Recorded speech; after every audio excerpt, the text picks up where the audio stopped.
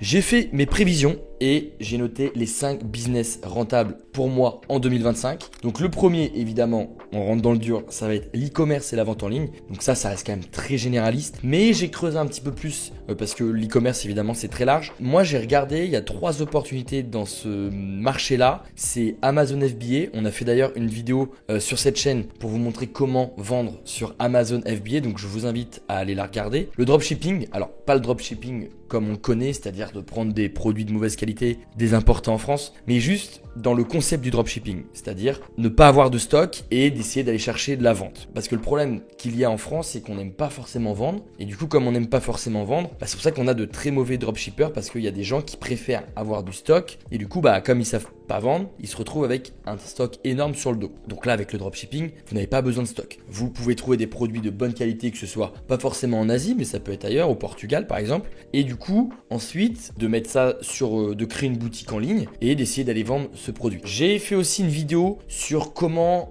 cartonner en e-commerce. Je vous invite à la regarder. Mais en gros, je vous déconseille d'être généraliste. Donc, c'est-à-dire d'aller vendre plusieurs produits un peu différents. Je vous conseille de faire une landing page avec un seul produit de qualité et d'essayer de raconter une histoire autour de ce produit, de faire de la pub, de créer du contenu. Ça peut être des vidéos, etc. Et ensuite, évidemment, de créer forcément des boutiques Shopify. Donc, du coup, je pense que le dropshipping, on peut l'assimiler aux boutiques Shopify. Vous allez voir dans la vidéo où je parle de l'e-commerce, il y a énormément de conseils pour créer sa boutique Shopify. Pour moi, c'est le meilleur outil pour créer une boutique en ligne. Les autres, c'est soit plus cher, soit plus compliqué à faire. Là, avec Shopify, tout est quali. Et du coup, vous pouvez avoir un accès au marché mondial. Mais il y a un gros problème, comme vous avez accès au marché mondial, il va y avoir une forte concurrence. Et du coup, s'il y a une forte concurrence, il faut absolument se différencier. Comment on se différencie?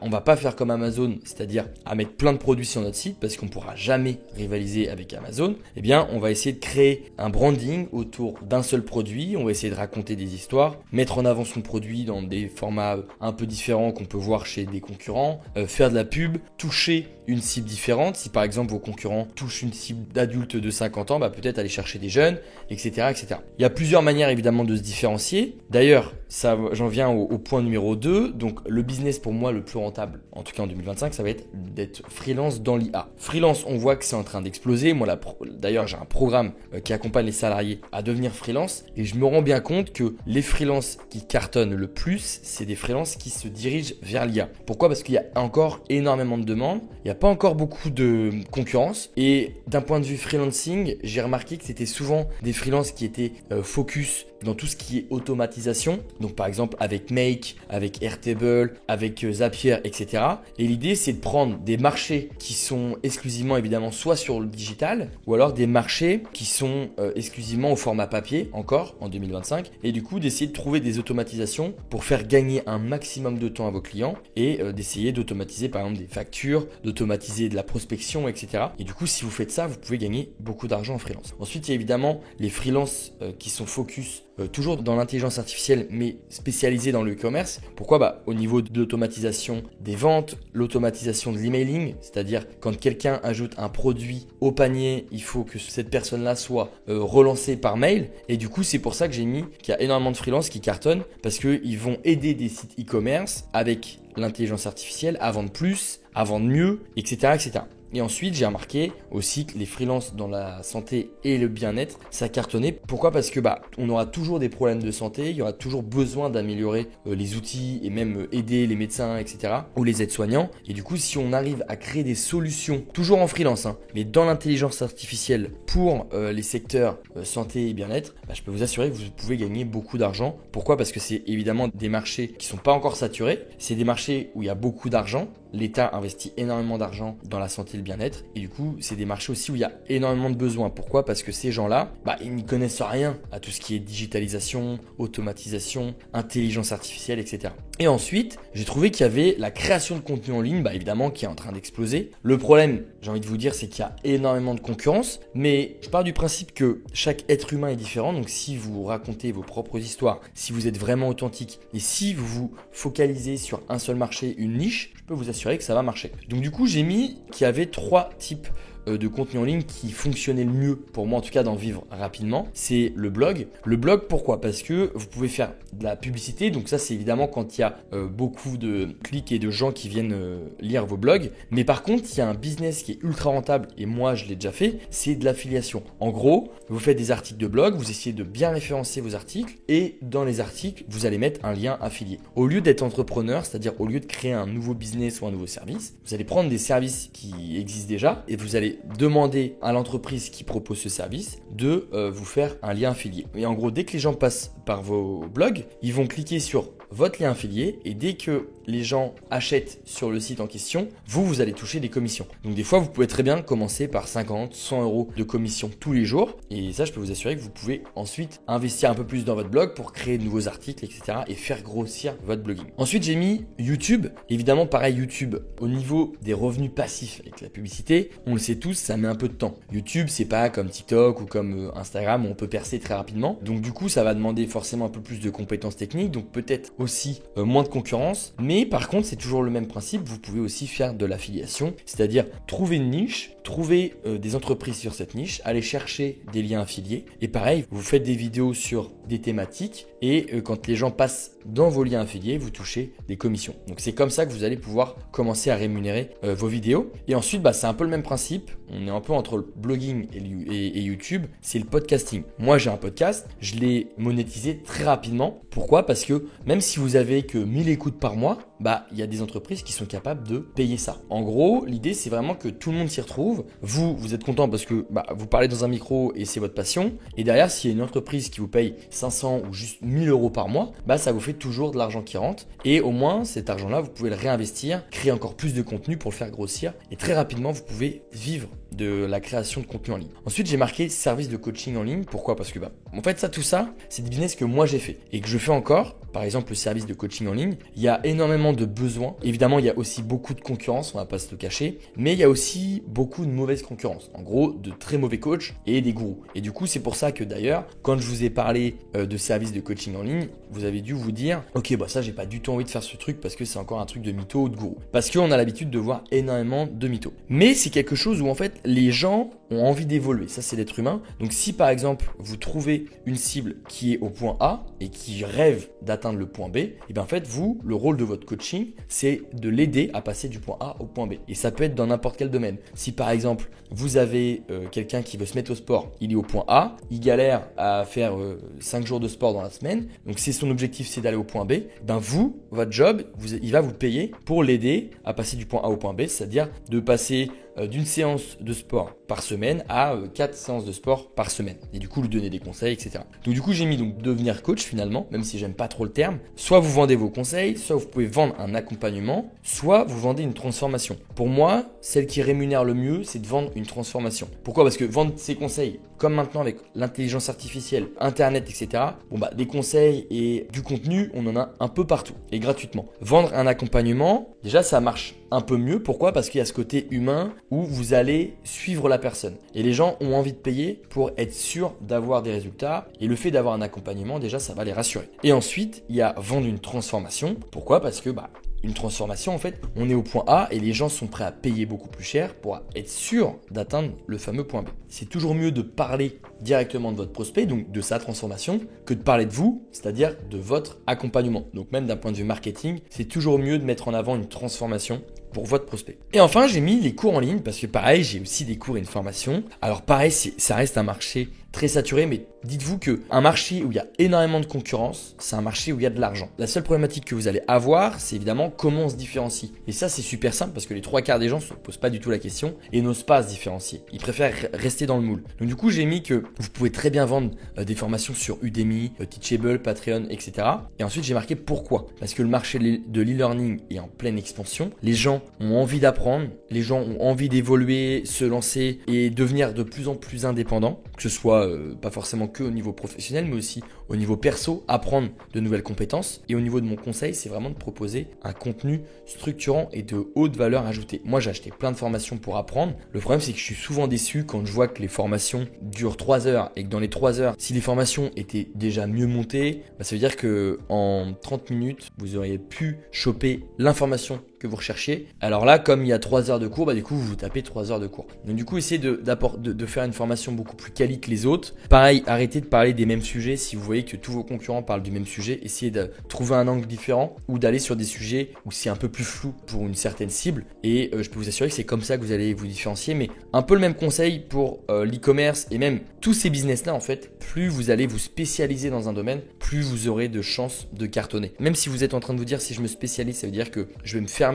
au niveau du business, au niveau du monde. Sauf que mieux vaut avoir 100 fans, très sincèrement, que d'avoir 1000 mecs qui ne vous connaissent pas vraiment. Et en fait, avec 100 fans, vous pouvez vraiment faire tourner un business. Il suffit que, je sais pas, juste déjà, vous avez 100 personnes qui vous payent tous les mois 100 euros. Déjà, vous pouvez commencer à vivre de votre business. Mais du coup, pour ces 5 business, il y a une caractéristique commune qui est obligatoire, c'est que vous êtes obligé de créer votre statut juridique. Pourquoi ? Parce que si vous allez sur du site e-commerce, maintenant tous les sites, Amazon FBA, même Shopify, Stripe, si vous voulez vendre en ligne, tous ces outils-là vont vous demander votre statut juridique pour être sûr et pour en fait structurer un peu mieux les business des gens, et vous allez être obligé d'avoir une structure juridique. Pareil pour être freelance, quand vous allez travailler avec des entreprises, chaque entreprise va vous demander ok, tu peux m'envoyer ta facture. Et du coup sur la facture, normalement, c'est obligé d'avoir le statut juridique, votre adresse postale, etc. Pareil pour de la création de contenu en ligne, si vous faites que ce soit de la publicité, YouTube va vous le demander, les podcasting aussi, service de coaching. Bon là peut-être un peu moins parce que si vous faites du particulier, généralement en particulier on demande rarement la facture, mais si vous allez accompagner d'autres entrepreneurs, etc., on pourra vous demander une facture. Cours en ligne pareil. Donc du coup, maintenant je vais vous montrer quel est le meilleur statut juridique pour ces business-là. Alors déjà, je pense que je pars du principe que vous êtes solo derrière votre écran et que vous n'avez pas envie de lancer un business à plusieurs pour le moment. Donc du coup, je pars du principe que vous êtes seul et que vous lancez un business seul. Donc du coup, il y a 3 types de statuts juridiques. Il y a le URL, la SASU, l'auto-entreprise. Le URL et la SASU, c'est des vraies sociétés qui vont demander d'avoir un comptable, de faire un bilan comptable tous les mois. Si en gros, vous ne faites pas d'argent le mois prochain avec votre business, vous avez déjà des frais. Et des frais qui peuvent s'élever à 400, 500 euros. Par contre, l'auto-entreprise, c'est vraiment comme si vous étiez salarié, juste, vous n'êtes pas sûr déjà d'avoir des clients, mais en gros, on va vous demander de payer tous les mois l'URSSAF ou tous les 3 mois. Et il n'y a pas besoin d'avoir une grosse comptabilité ou de gérer vraiment un gros business. Et du coup, ce qui est top, c'est que déjà, vous avez un plafond qui reste quand même assez élevé. Si vous faites de la prestation de service, c'est 77 000 avant de passer à un statut comme ça, donc à l'année. Donc déjà, si vous avez un premier business qui vous rapporte 77 000 euros à l'année, c'est déjà cool. Et moi, ce que je vous conseille, et ce que je conseille d'ailleurs dans toutes les vidéos que je suis en train de faire sur cette chaîne, c'est vraiment de commencer à tester votre business avec une auto-entreprise parce que déjà ça coûte pas cher, c'est facile à lancer, c'est rapide.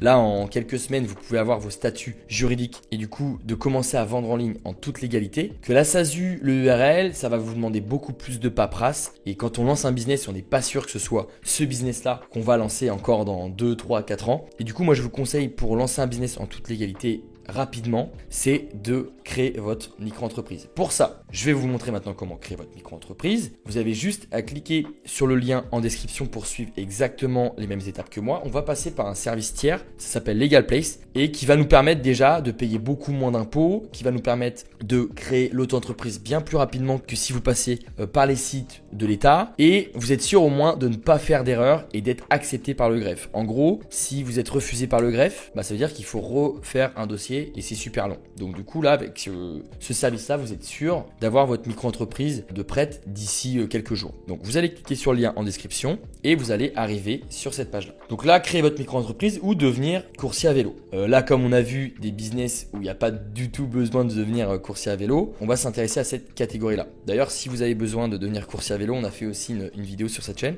Donc votre activité est-elle artisanale? Alors petit exemple, si on se focus sur le e-commerce ou la vente en ligne, ligne. Là, on va mettre que non, ce n'est pas artisanal. Pourquoi? Parce qu'on fait de l'achat-revente. Mais si par exemple, vous faites quand même du e-commerce, mais que c'est vous qui produisez par exemple des bougies, bah là, ça va être artisanal parce que vous avez produit l'article que vous vendez. Donc du coup, je vais mettre non, elle n'est pas artisanale. Je vais partir du principe que je fais de l'achat-revente et du coup, je vais mettre non, elle n'est pas artisanale. Donc là, à vous de remplir les bonnes catégories. Mais si vous vous trompez, n'ayez pas peur. À la fin, Legal Place va revoir tout ça avec vous. Ça va être super rapide et assez facile. Donc là, quand souhaitez-vous démarrer votre activité? Donc dès que possible. Avez-vous déjà été auto-entrepreneur? Bah normalement non. Là, on nous rappelle l'importance de créer une SASU. Mais là, c'est, si on regarde bien, c'est cumuler les aides publiques de l'État et avoir un business. Optimiser sa fiscalité. Si vous lancez un business, logiquement, vous avez zéro. Donc d'optimiser zéro, je vois pas trop l'intérêt. Et ça, c'est quand même plus coûteux. Ok. Donc moi, je vais vraiment insister, créer une micro-entreprise, lancer un business, commencer à gagner un peu d'argent et ensuite, vous pourrez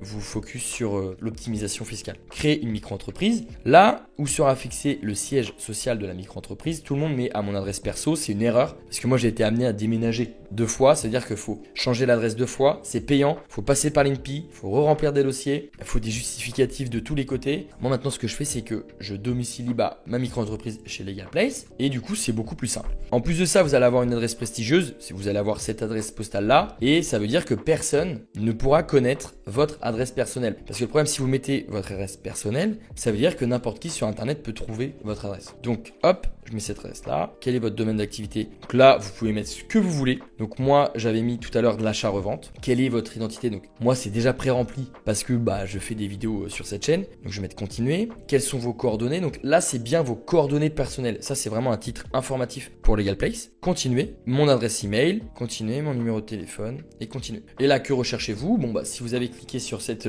vidéo, c'est que vous cherchez les meilleurs business rentables. Et du coup, moi, je pars du principe que vous voulez créer votre micro-entreprise. Donc, lancez votre activité en déléguant toutes les démarches de création. Et je vous conseille parce que sinon, c'est un calvaire. Continuez. Là, Legal Place, du coup, prépare votre dossier. Et là, pas de panique. C'est pas un abonnement, ça paye une seule fois. Et comme ça, vous êtes sûr d'avoir une micro-entreprise de prête et en toute légalité rapidement. Donc, moi, j'ai envie de vous dire, je serais tenté de prendre celui à 59 parce que c'est le moins cher, forcément. Mais je ne vous ai pas parlé de l'ACRE. L'ACRE, c'est l'aide à la création d'entreprise. En gros, tous les mois, vous allez être obligé en tant qu'entrepreneur de payer des cotisations sociales. En gros, l'URSSAF. Donc, si vous faites 1000 € de chiffre d'affaires et que vous n'avez pas l'ACRE, vous serez obligé de payer à la fin du mois 21,2%. Donc, ça veut dire que vous allez être obligé de payer 212 € si vous faites 1000 € de chiffre d'affaires. Avec l'ACRE, donc avec mon astuce, vous allez payer seulement pendant un an 10,6% tous les mois. Donc ça veut dire que si vous faites 1000 €, vous allez payer seulement 106 €. Donc déjà, si vous passez par ce plan-là, vous allez avoir l'obtention de l'ACRE. Ici, vous ne l'avez pas. Donc ça veut dire que ici, vous allez payer pendant un an des impôts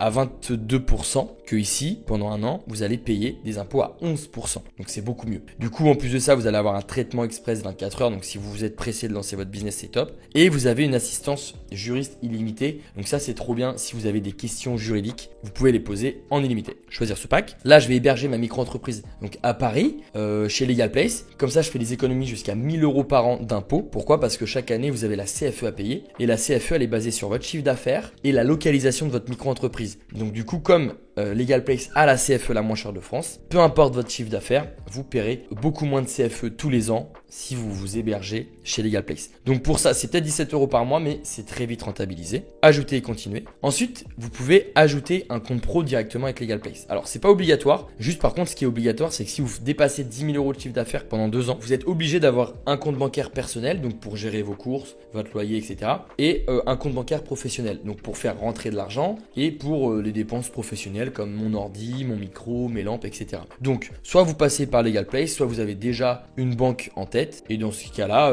pas besoin de passer par Legal Place. Moi, je vais passer par Legal Place parce que je trouve ça plus simple d'avoir un seul service qui s'occupe de tout. Ajouter et continuer. J'ai une Mastercard, une application qui est bien faite pour les entrepreneurs et pour les gens qui veulent gérer un business. Ajouter et continuer. Et là, on se retrouve sur le paiement final. Donc, évidemment, si vous avez bien cliqué sur le lien en description, vous pouvez ajouter mon code promo Louis15. Vous avez 15% de réduction. On va le faire tout de suite. Hop, ajouter un code promo. Vous faites Louis15. Tac. Et là, je vous ai fait économiser 15 euros. Donc c'est toujours ça de prix. Cliquez pas sur la petite croix, sinon il faut remettre mon code promo. Procédez au règlement. Et là, qu'est-ce qui va se passer une fois que vous avez payé? Vous allez recevoir un autre dossier à remplir pour Legal Place. Et ensuite, Legal Place s'occupe du reste, c'est-à-dire de créer votre micro-entreprise. Vous allez très vite recevoir l'extrait CABIS. Donc l'extrait CABIS, c'est bien la carte d'identité de votre micro-entreprise. Dès que vous l'avez reçu, ça veut dire que vous pouvez et vous êtes autorisé à gagner de l'argent grâce à votre micro-entreprise. Si vous avez d'autres idées de business rentable, n'hésitez pas à nous les partager en commentaire. On répond à tout le monde. Et si vous avez des questions aussi, posez-les nous en commentaire. Et sur ce, je vous dis à très bientôt pour une prochaine vidéo.